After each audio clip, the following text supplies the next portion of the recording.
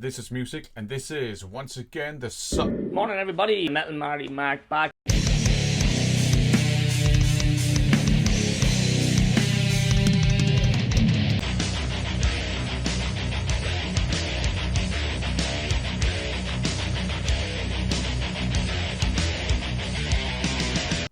That's right, this is an Irish takeover.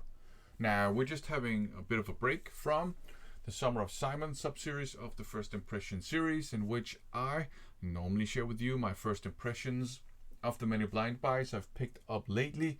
This time around, however, I'm going to follow up on an awesome VCLT I was sent by none other than the legend himself, the myth, the mighty metal Marty Mac, who sent me a cool VCLT with 3 CDs and 3 vinyl in it. Go and check out his channel. It's a great vinyl community channel. He shows a lot of metal, obviously, but he also has a monthly series where he goes through items from his film and movie collection, because he is a bit of a movie buff too.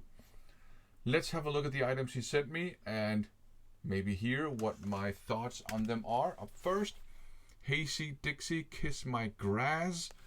So Hazy Dixie are a bluegrass band. They started out doing covers of AC/DC songs, branched out into other artists, and also ended up putting out their own material as well.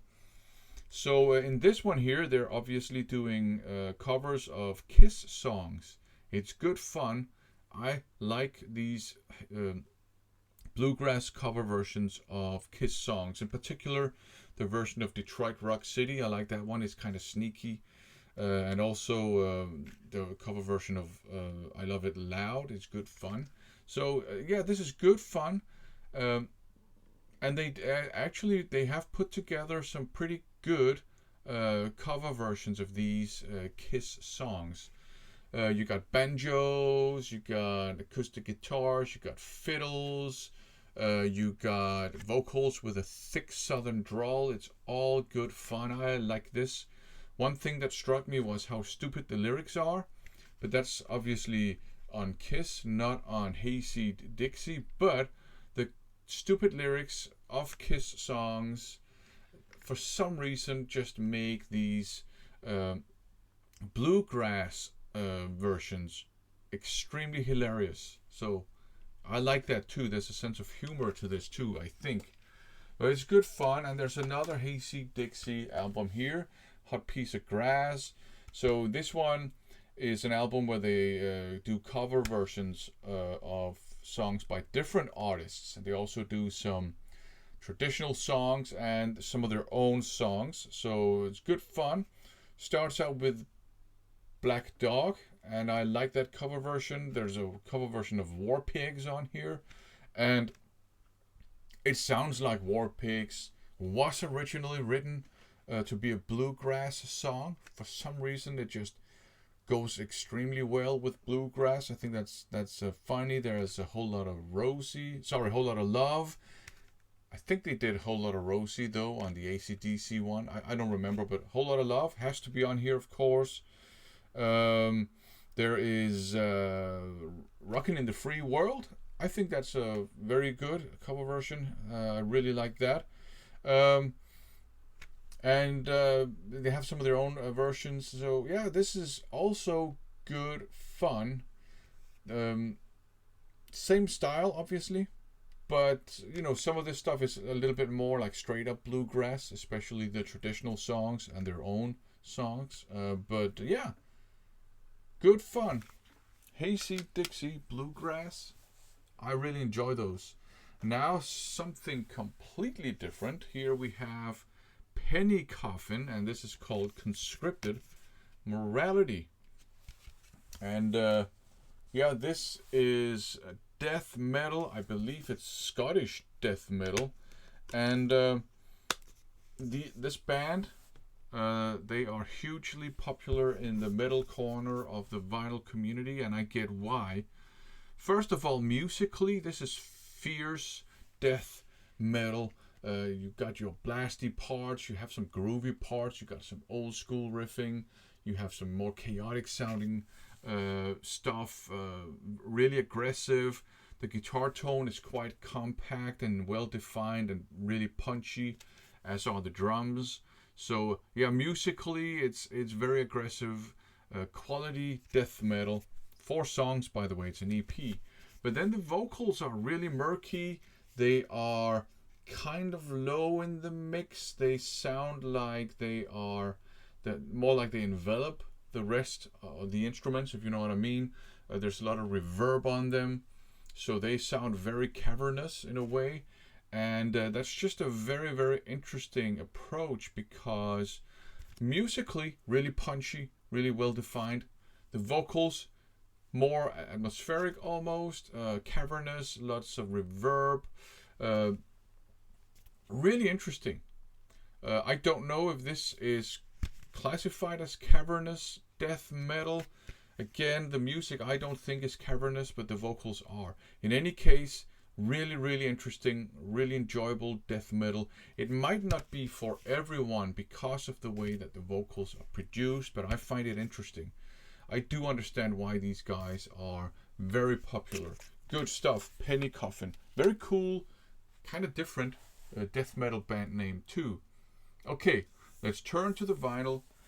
First, here's some power metal. Black Majesty, Children of the Abyss. So I think it's an Aussie band. Power metal.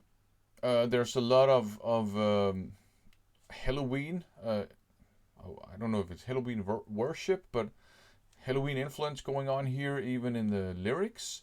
But you have some cool riffs as well. I like the guitar solos. I like the trade-off between the guitar solos. There's kind of an Iron Maiden vibe to that, and some of the guitar solos even have like an Adrian Smith feel to them, which I think is really cool. So the songs are actually very good on here. I really enjoy this. I really like the vocals too. Black Majesty, Children of the Abyss, nice.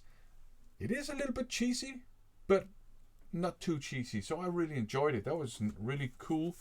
And here we have Tarot, The Spell of Iron. This was an album that Marty didn't really click with him, so he offered to send it to me, and I obviously said, yeah, thank you. I would happily receive it. And really nice of him, and obviously he sent some bonus stuff, which I really appreciate. So this here is, I consider this to be straight up 80s heavy metal.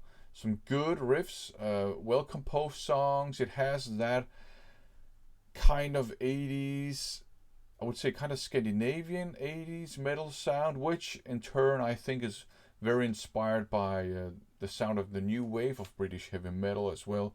Good riffs, good songs. I like the vocals as well. Nice guitar solos. Everything is enjoyable here. I do think side B gets a bit weak towards the end, the last couple of songs. But apart from that, I really enjoy this one, and I do have 2 other Tarot albums, so it's just nice to add another one to the collection, thanks to Metal Marty Mac. And up last we have this one here, Inertia, Scar of the Sun. More modern metal, I would say. You got a bit of groove metal, you have some melodeath, you have a little bit of melodic metalcore as well. Not bad music, but not the kind of music I gravitate towards. I did enjoy this for sure, but it's probably not an album I will listen to a ton of times, but I will give it more spins. So pretty decent modern metal for sure, and I really appreciate that Marty sent me that one as well. So there you go. These were my thoughts on the cool stuff that the mighty Metal Marty Mac sent me. Go and check out his channel. It's awesome stuff. I still have one episode of Summer of Simon to do as well, where I will go through some compilations that Simon sent me. For now, thanks for watching.